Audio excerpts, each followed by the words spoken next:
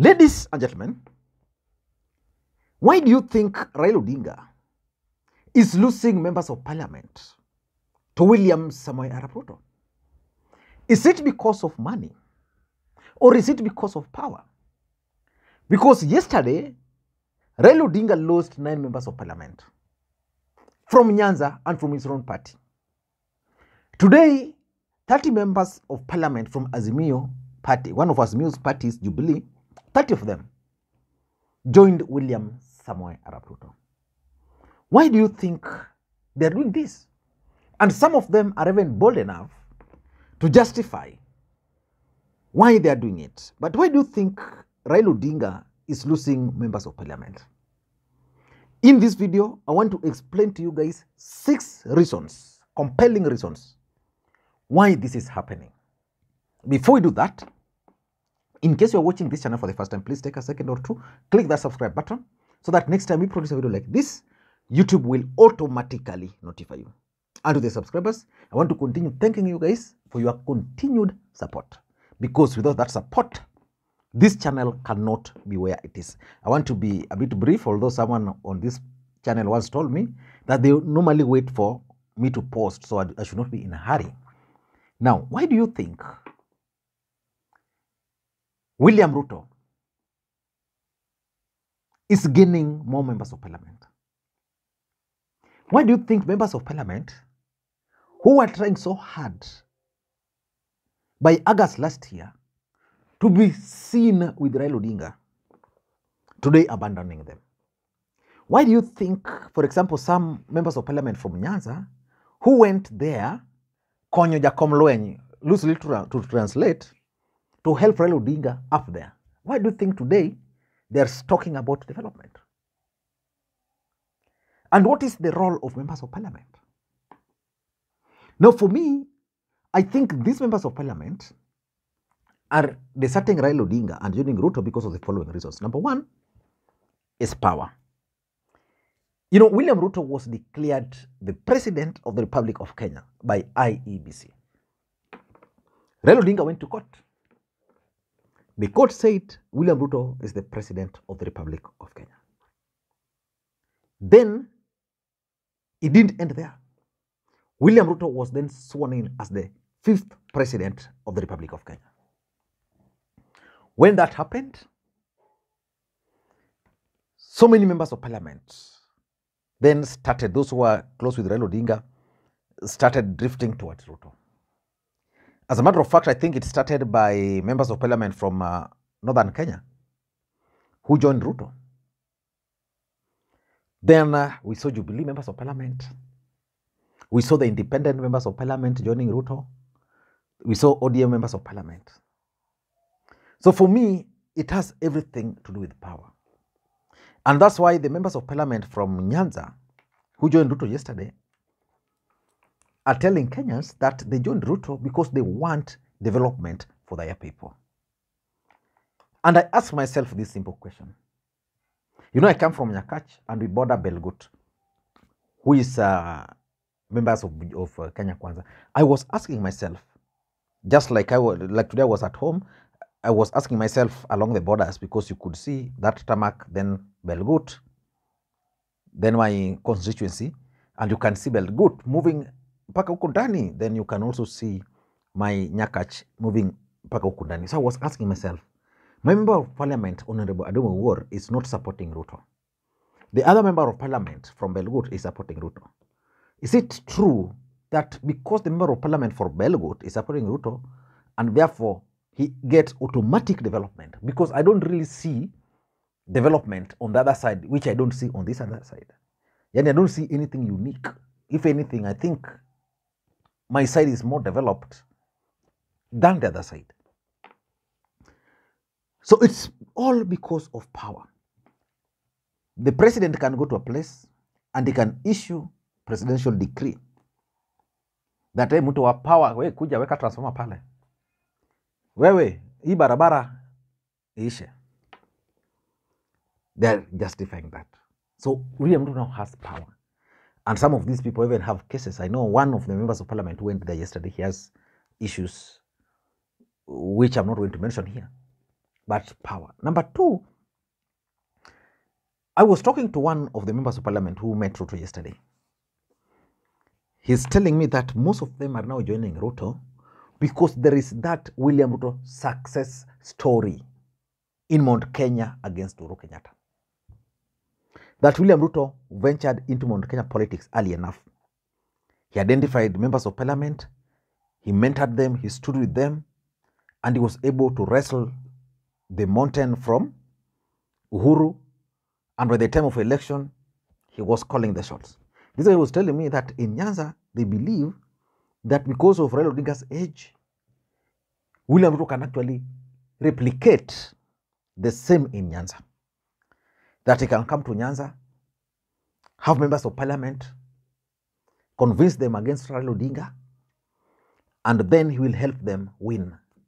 Like, for example, almost all members of parliament from the mountain who stood with Ruto went back to parliament, almost all of them. Very few failed to do that.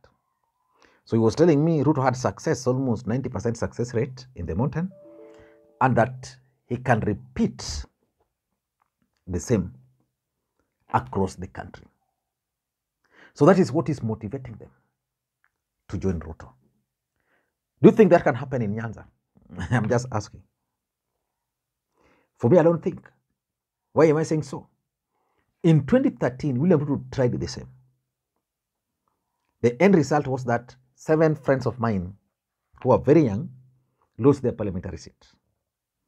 I'm also saying so because I know, for example, then they were member of parliament would not be in parliament today if it was to do things to do with the development, because Agostino Neto was more development conscious. But they believe that William Ruto's success rate in the mountain, he can replicate. Now that is the president.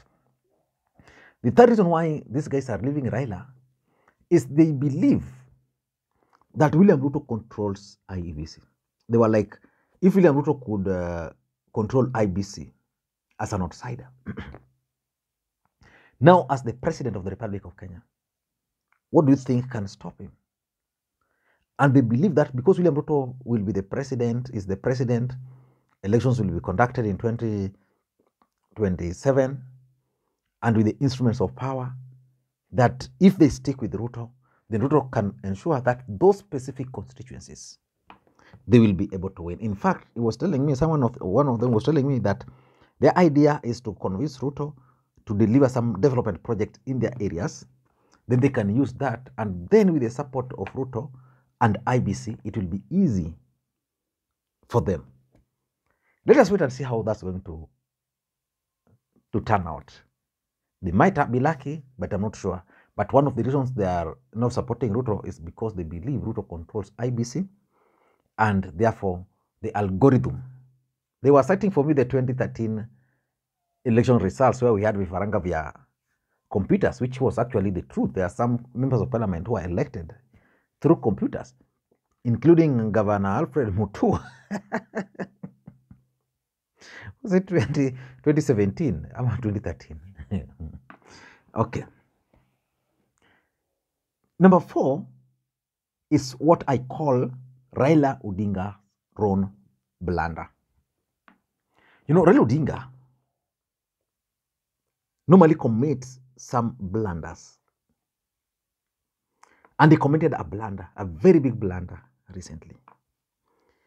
First of all, after the last election, majority of his supporters told him, Baba, we relax. Wacha hii serikali iendelee kufanya kazi. They will fail, Kenyans will demand for you to come back. Raila Odinga came out of his bed, and here we have Raila Odinga. Then, after the election, Raila Odinga tried to remain silent for some time. Then he made the blunder. When he started seeing members of his Azimio, especially governors, meeting with Ruto, then he convened a meeting, and they agreed that the governors are free to meet with Ruto. When Ruto was coming to Nyanza, he met with the leadership from Nyanza, and they agreed that they were going to welcome Ruto. Now that was the beginning of the problem. Because that gave now the ticket to any other member of parliament to claim that Raila Odinga allowed them. The ones who were in status yesterday were like, you know, we were with Raila when Ruto was coming, he told us to work with Ruto. Then he can't now go and claim that Ruto is not the president because he had told these people you can work with him.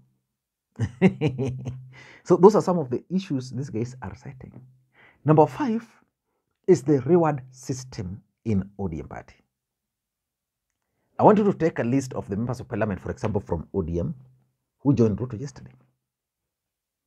Which one was elected democratically through ODM nomination process? In Nyanza, all former members of parliament were given free ODM tickets. All of them. Direct. That meant that because they secured their second term, now they are free. The implication is that Raila Odinga has not appointed or did not get the real foot soldiers. Sometimes you need foot soldiers. You know, if you take, for example, my member of parliament, Azimio Uhuru, I like giving his example because I know why. Or even Opio and I.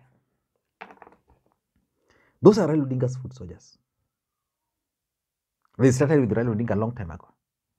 One day I think was, at some point, was his personal assistant. Moved with him.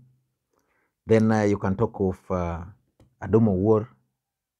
You know, this time round, that did not happen. If you had someone who is a real foot soldier, elected because he believes in Raila Odinga, those people can hardly defect. Raila Odinga ended up with members of parliament who won their seats because either they had the money, they misused the ODM nomination process, or they manipulated the system. No foot soldiers.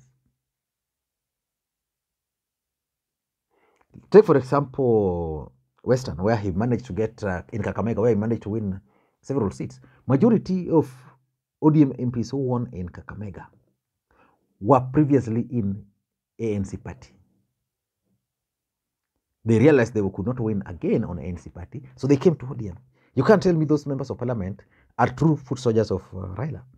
In Kakamega County, probably the only person you can count, for example, is Nabina Bwera. And lastly is lack of clear strategy and communication. Raila Odinga probably is not offering a clear strategy to his team. You know, with a clear strategy, Raila Odinga would have done a few things. Number 1, after the election, he would have convened his parliamentary group meeting. Then, from that meeting, they would have agreed that this is how we are going to operate. If you go this way with Ruto, up to you.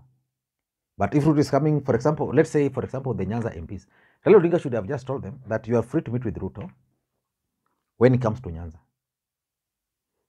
If he goes to State House and you go, Yoni, Tuyako, then they would have known. Some of them would have chickened out.